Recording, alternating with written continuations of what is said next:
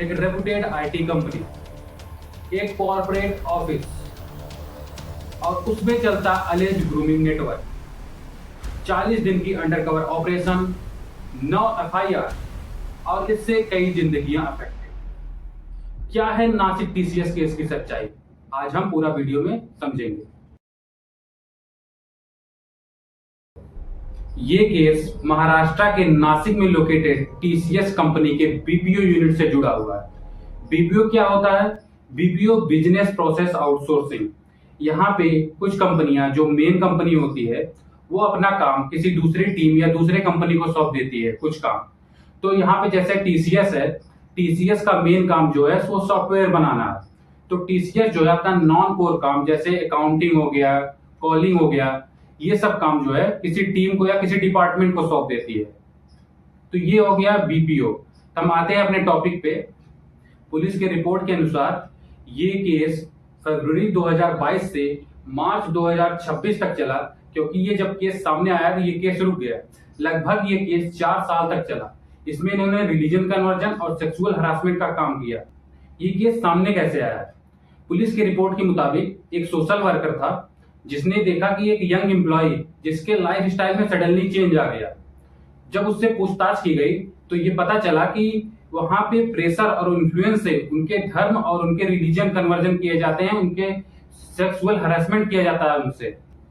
Police के report के अनुसार एक्यूज ने एक पैटर्न फॉलो किया। पहले तो उसने देखा कि किसके पास पैसों की कमी है और किसको इमोशनल सपोर्ट की जरूरत है। वो उन लड़कियों को टारगेट करता था जिनकी उम्र 18 से 25 साल हो, लगभग जो फ्रेशर्स।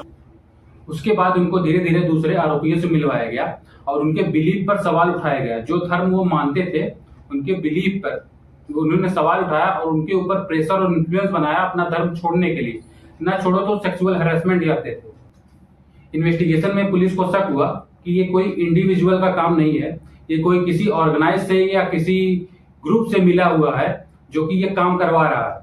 अब यहाँ पे उन लड़कियों पर टारगेट किया जाता था जो फाइनेंशियली वीक हो। अब ये लोग क्या करते थे? ये लोग उन लड़कियों को आइसोलेट कर देते, एक ग्रुप बनाते थे और एक लड़की को पकड़ते थे, उसको आइसोलेट कर देते थे। उन पर प्रेशर बनाया जाता था एज लाइक यहाँ पे सब एडजस्ट करते हैं, तुमको भी एडजस्ट करना पड़ेगा। ज्यादातर विक्टिम वो लोग थे जहां पे उनका जॉब ही सब कुछ था। अगर उनकी जॉब चली गई तो उनका सबसे बड़ा डर यही था, तो इसीलिए विक्टिम उन्हीं को ही निशाना बनाते थे। एक एफआईआर के मुताबिक एक विक्टिम को शादी का झांसा देकर उसके साथ फिजिकल एक्सप्लॉयटेशन किया गया, हैरेसमेंट किया गया उसके साथ। इस केस का सबसे शॉकिंग पार्ट था अंडरकवर ऑपरेशन। मूवीज में तो हम बहुत देखते हैं अंडरकवर ऑपरेशन, जो कि हमको बहुत पसंद आता है। यहाँ पे सच में हुआ। अच्छा, ये अंडरकवर ऑपरेशन हुआ क्यों? पुलिस तो ऐसे सीधे जाके पूछताछ कर सकती थी। तो ऐसा इसलिए हुआ क्योंकि कॉर्पोरेट ऑफिस जैसे टीसीएस का सेटअप ये हाई सिक्योरिटी जोन में होता है। इसलिए अगर ये पुलिस की वर्दी में जाते तो ये लोग जो अक्यूज लोग हैं ये अलर्ट हो जाते और जो एविडेंस था उसको मिटा देते। इसलिए ऑफिसर्स ने as a employ in Delhi quality analyst और कॉल एजेंट के रूप में ये ऑपरेशन फरवरी 2026 से मार्च 2026 तक चला। लगभग 40 दिन तक ये ऑपरेशन चला। नासिक पुलिस ने इस ऑपरेशन में अपने 7 police officer, female police officer को इस कंपनी में एम्प्लॉय बनाकर भेजा और इन क्रिमिनलों पर, इनकी मीटिंग, इनकी इंटरेक्शन और इनके बिहेवियर पर कड़ी नजर रखी गई। जैसे पहले विक्टिम ने इनके खिलाफ एफआईआर दर्ज करवाई 26 मार्च 2026 को। उसके बाद 26 मार्च से 3 अप्रैल के बीच में लगभग 9 लोगों ने इनके खिलाफ एफआईआर दर्ज करवाई। उसके बाद इनकी अरेस्ट शुरू हुई धीरे धीरे। तो 7 अप्रैल को 7 लोगों को, 7 आरोपियों को गिरफ्तार कर लिया गया।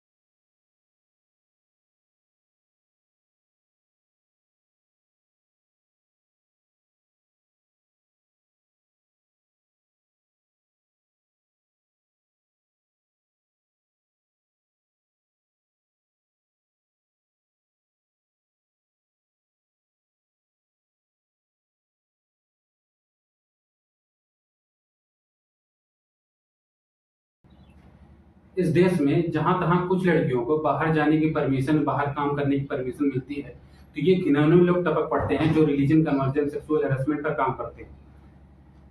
और इस देश में समाज के द्वारा उन लोगों को आरोपी ठहराया जाता है जो विक्टिम होता है।